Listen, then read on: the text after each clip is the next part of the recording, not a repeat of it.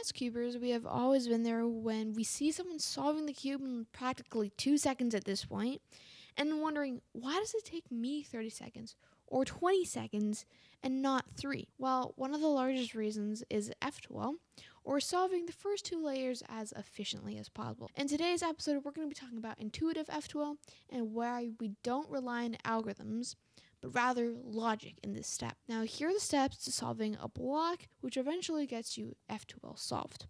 Number 1, making sure the edge and corner pieces to be paired are both in top layer, regardless of orientation. Number 2, executing a step to connect the 2 pieces together to make a block. And number 3, inserting the block, thus solving the pair. In today's video, I'm going to be going over all of the cases that you could possibly encounter and how to solve it as quickly as possible. Let's go. Number 1, making sure the edge and corner pieces are both in the top layer. So for this step, let's go ahead and focus on one specific pair. I'm going to go take a look and focus on the red and green corner, red and green edge. So those are my 2 main focuses. Now, what this step is to make sure that the corner pieces and edge pieces are both in top layer. So this is super easy. All you have to do is, well, take that out, and there we go. Step 1 complete. Or in this case, when I see that I have white, orange, blue, here we have orange, blue. Now, both of those corner pieces and edge pieces are not in the top layer. So we have to take them out separately. So all I have to do is take that edge out, take the corner out, and boom, there we go. Step 1 done. Super easy. This is probably by far the easiest part. All you have to do is look, take out the pieces, and you're all good to go. Now for this next step, which is executing the respective solution, there is slightly more things to pay attention to. So the main way to recognize which cases you're going to get in this step is by looking at the white piece. Now, in this step, there are 3 possible positions that the white piece can be in. In this case right now, it is facing the top. So that case is when it's facing the top. However, there are some cases when it's facing the side, either right or left. So you have to keep that in mind. The first case we're going to talk about is when the case is facing the top, or the white is facing the top. So what we're going to do is we're going to look for the respective part or piece in this step. I can see that this right here, the piece with white facing top, is blue and orange. So you're going to look around, make sure that the edge piece is in the top layer as well. And I can see that it is blue and orange. So what we're going to do is first you're going to take your edge and you're going to line the color that's facing you. So in my case, it's orange, because if this is the top, this color is facing me, and you're going to line it up with its center. So orange with orange. Now those are 2 lined up. And when it's lined up, all you have to do is take out this piece. Taking it out also means moving it away from where you want it to be.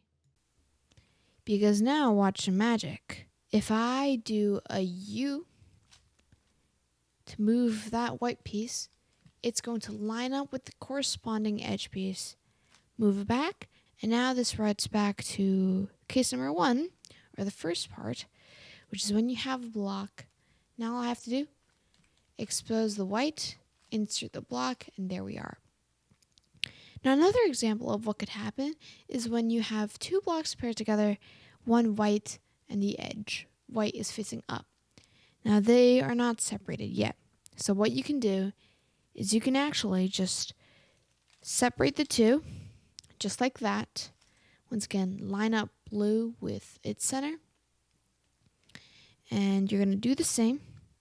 You're going to move that out of the way. You're going to bring this corner into where that edge is. Move it back, and boom, there you have it, F2L block, and you can just pair it up just like that, ready to go. Now, this can be seen on multiple different sides. For example, here I see I have it right there. All I have to do is take it out, move that corner into where the edge is or on top of it, bring it back, insert the edge, and there you go. Now, some cases you're going to see instead of just moving it to the left, you have to move it to the right. So here I have white facing up, but I need to separate them still. So all I can do is I can just move that out of the way, do a U or a U prime or whatever, and I see I have white facing edge, line the edge piece facing U to its corresponding color. In this case, it's orange. And all I have to do is take that out for a second, move that corner right above the edge, move it back, and now if I insert it, there we go. You have it. And now this can be combined with 2 steps. So I see that here I have an edge up here, blue and red. Here I have a blue and red. And if I take that corner out, which is the first step, I see that I have one of those cases where the white is facing the top. So I can match up the color of the edge piece facing me. In this case, it's blue. I can take that edge out, move this corner directly above the edge, bring it back. Now if I insert it back again, there we go, we have F2L solved. The next scenario that you can get is when the white piece is facing you and the 2 colors on the edge and the corner piece that are facing top are different colors. So in this case, we have the blue and red edge and the blue and red corner. But as you can see, red is facing on top for the edge and blue is facing on top for the corner. So how do we do this? Well, this one is very, very simple. It's probably one of my favorites because once you get the hang of it, you can do it super fast. So first, you're going to make sure that your corner is on top of the slot that you want the block to go into. Next, all you have to do is connect these 2 pieces together. And what I mean by connect is twisting it in a way so that the corner red, or whichever is facing towards you, that color matches with the edge in the back, like that. So in this case, because I have blue on top, red on top, and red is facing me, I can turn this corner towards the edge. Now all I have to do is insert that white back in here so it lines up with the white, move it down, and there we go, we insert the block. As for this one, it's very simple as well. We have orange facing me, orange facing the top. So all I have to do is connect the orange together, move it so that the white and white line up together, and insert it back. Now this is also like the RURU algorithm, which you learned early on. Add it super easy, just like that. And yeah, that's probably one of the easiest cases in intuitive F2L. Now the next, and some would say most common case in intuitive F2L, is when you have the white facing either the right or the left on the corner piece, and both the edge and the corner have the same colors facing top. This is super smooth and it's very easy to execute.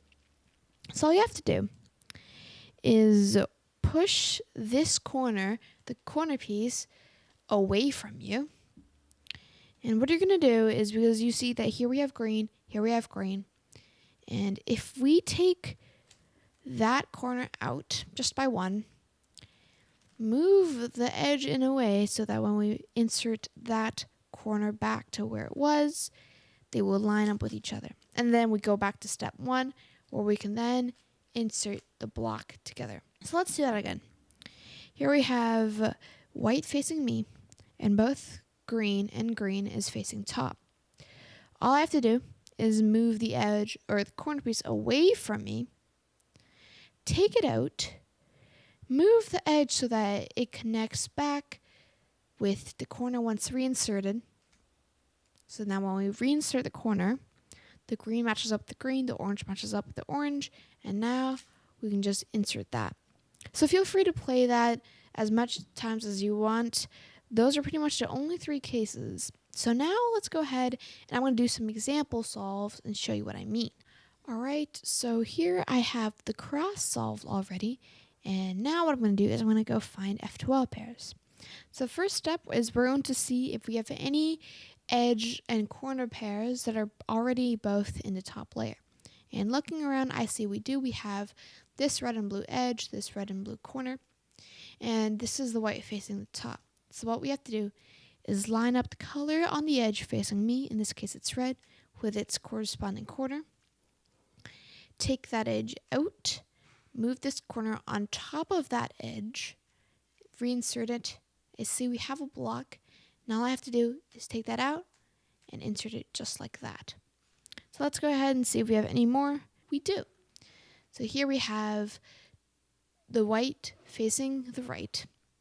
Both green pieces are on top. So what I can do is I can move that corner piece away from me, take that out, move the edge so that when I insert the corner, the red and the green match up to create the block. And now we're just going to insert that block right there. And now I see we have another one where the white is facing me, or out, but there are different colors for both the edge and the corner. So in the corner, the blue is facing the top, but on the edge, the orange is facing the top. So all we have to do for this one is to move it so that I line those two up. Now this is super easy. I just reinsert it like that. And now finally, I see we have these two connected, and we have to make it so that in a way we can kind of shift it to one of the three that we learned. So I can do is I can just move that back, take these apart. Now I can see I have the case where we have the white facing the right and two different colors on top. So for that, connect these two together to create a block, insert the block and line it up with the white and bring it back like that. Let's do some more examples. First, we're going to make the cross. And once again, for the cross, you want to make it as efficient as possible. And now we're going to go back to our steps. See if there are any corner edge pieces that pair together that are both on the top layer. And it seems, unfortunately, in this case, we don't. So we have to take one out. I see here we have orange and green. So I can just take that edge out. And I see that this is the one where white is facing right. And we have two different colors on top. So we can pair those two up together to create the block. Line it up with the white. Reinsert it. And we have it there. And now we have to create another one because there aren't any more edge corner pieces here. I see I have a red and green. Take that edge out. And I see I have the case where there are two same colors facing the top. So all I can do is I can move that corner away from me, take it out, make it so that that edge is going to be right next where the corner is when I reinsert it.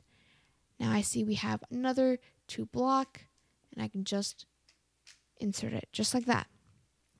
And now we're going to go ahead and take a look. Here we have these two, and I can just take that out, and we have the case where the white is facing outwards, but there are different colors on top. So all I can do is I can take it out so that we get this case where they are on different colors, and just insert it back like that.